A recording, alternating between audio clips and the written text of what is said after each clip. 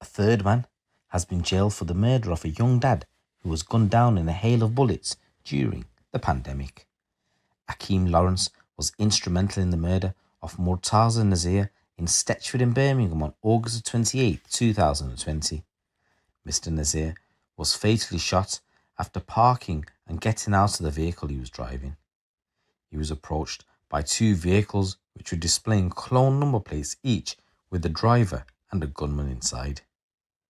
The cars had been driving around the area for around 30 minutes before they arrived at speed and suddenly stopped next to the victim. One person from the back of each vehicle stepped out carrying handguns.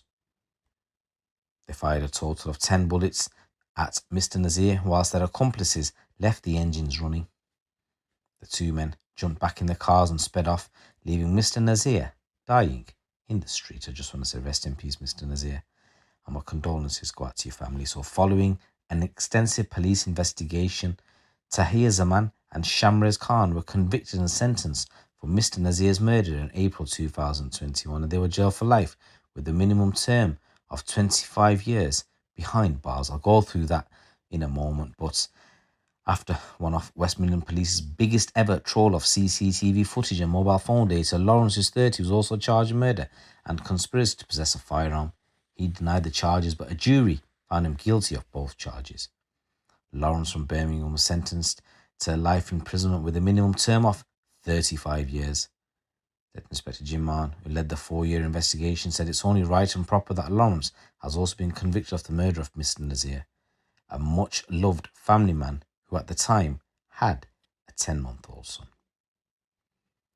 So it was described in court like this: Shamrez Khan, Tahir, Zaman and Akeem Lawrence, as we know, they've all been found guilty for the murder of Murtaza Nazir.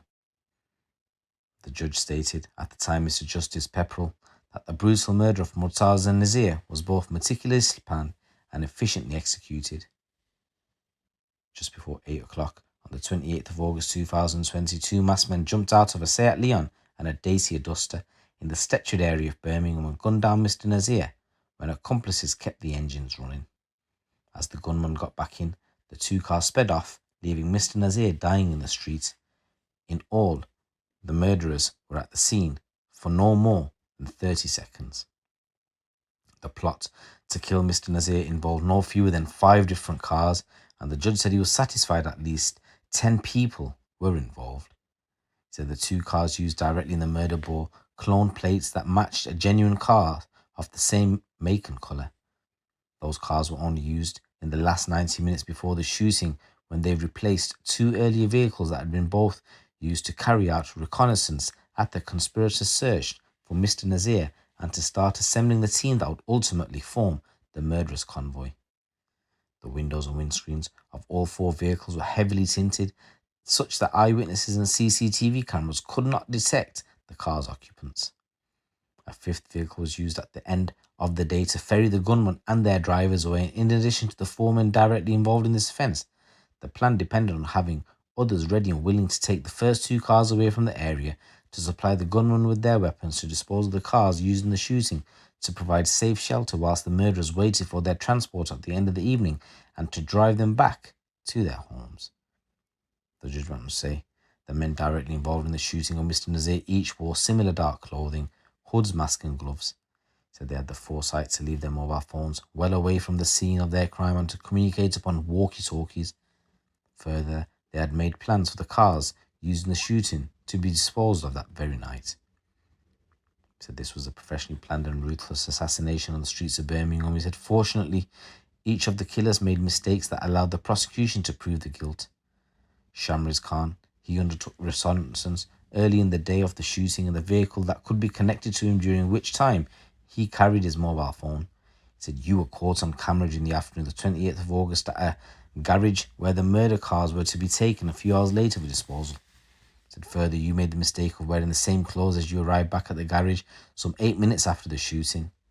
He said, Tahir, Zaman, you were undone by your need for a cigarette, a smoke that caused you to lower your mask and reveal your face to the prying CCTV cameras, and that left behind that vital DNA evidence on a cigarette butt. So you're offending was only revealed by one of the largest trolls of CCTV evidence in the history of Westminster's police.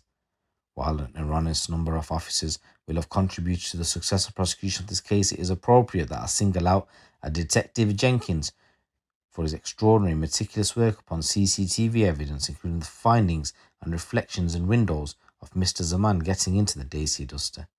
He said such, however, was the professionalism of this murder that the two of those directly responsible have never ever been identified.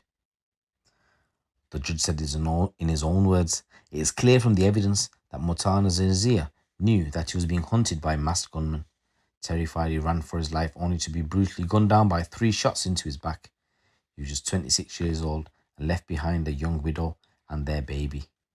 His wife made a victim personal statement that was read to the court, and she and Murtaza Nazir were childhood sweethearts, and she described him as a kind, loving and caring family man who had been so excited just 9 months earlier to become a father.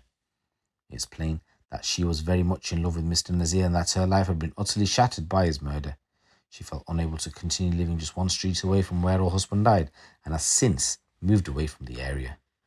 Without the financial support of her husband, his wife has had to fall back on benefits in order to pay her bills, and she and her son have had to move from one temporary home to another.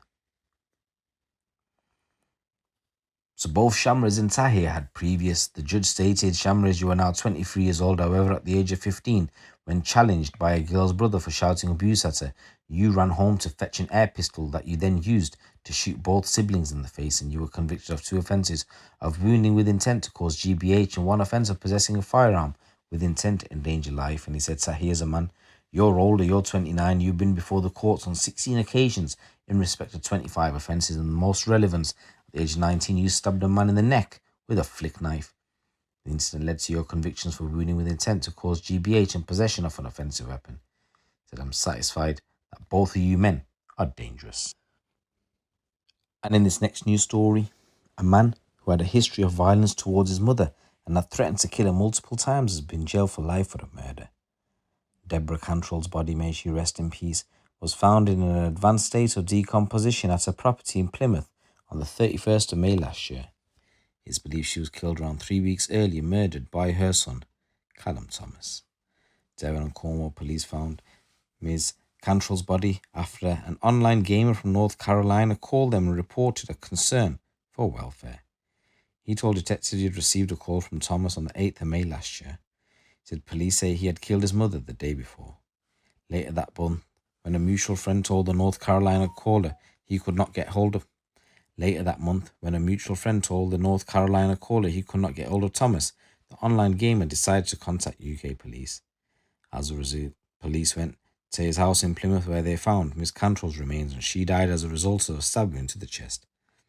Thomas denied murder but was convicted following a trial at Plymouth Crown Court, and the jury found him guilty by a majority verdict.